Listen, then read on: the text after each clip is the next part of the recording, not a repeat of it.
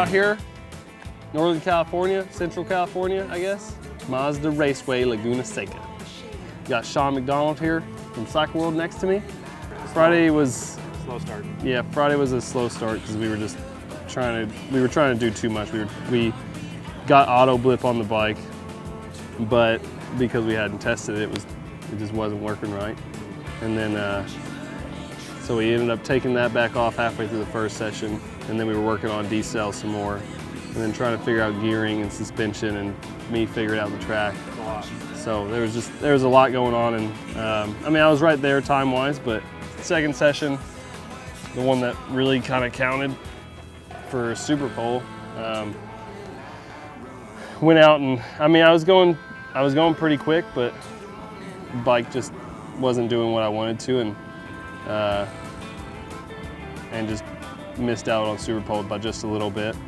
With the World Superbike, it's production bikes. I know we were at COTA with MotoGP, but those are all prototypes and stuff, so I think everybody just wants to see how close they can get to the World Superbike guys. There's quite a few different corners here. There's some flat ones, there's some off-camber ones, there's some banked ones, then you mix in there all the elevation changes and stuff like that, and it definitely makes you think about it a lot whenever you're out there riding, and also for the crew themselves, just trying to figure out what's the best option for the bike and how to set it up.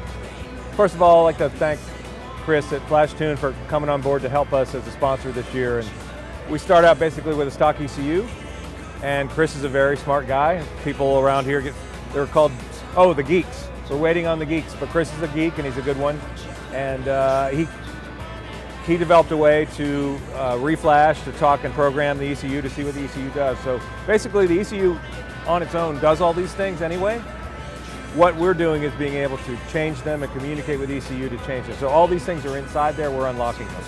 One of the problems we have is the reading and write process takes a little bit of time. So in a shorter session where we're trying to do other things with suspension and engine and Hayden's riding, we don't always have time to get everything done. The schedule's been bang, bang, bang, and we've been going to races. We haven't had time to test. Yesterday in the race, we had an issue with the ECU. Didn't realize it, went in the race. The bike was pushing him into the corners on decel.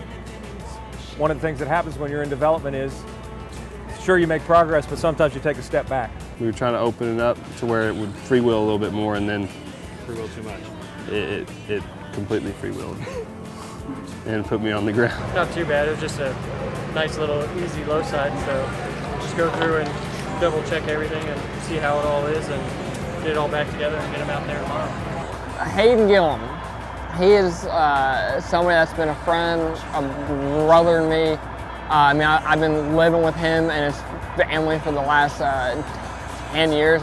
Everybody kind of goes through a time in their career where you're just waiting for that last piece to fall.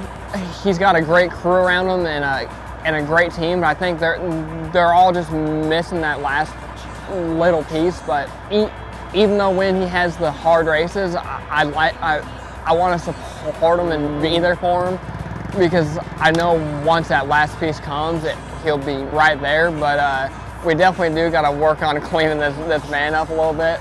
Oh. Race 2 was a lot better, yeah. I mean, outside of the whole not crashing thing.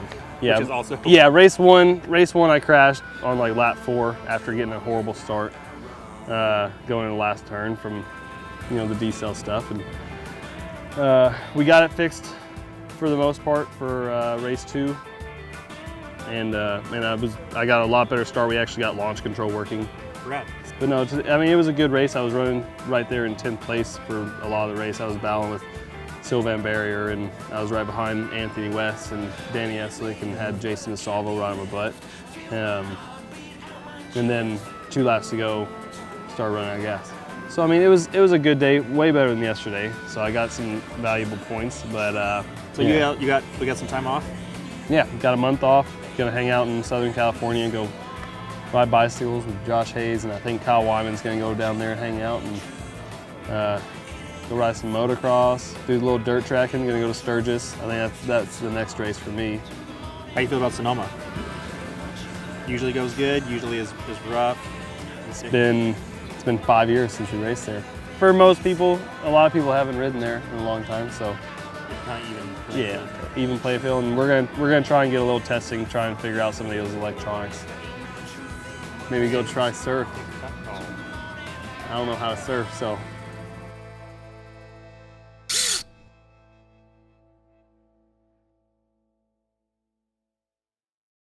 You've seen corn dogs and ices and everything he eats from Springfield. Look how good that helped him. Maybe we need to get him a corn dog today. Maybe that'll help out a little bit for race 2. You guys are doing a lot of standing around down there. Oh, you're waiting on me, huh? Is there, you know the corkscrew sign? We're right there. Yeah, I'm waving at you if you can tell. I talk to aliens. Oh boy. I know how antennas work. What's up, dude?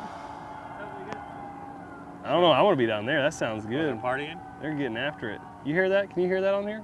I don't know if you guys saw, but in the last video, I fed him a corn dog because that's kind of what he likes to eat. But he knows that I don't eat meat, so strawberries taste pretty good.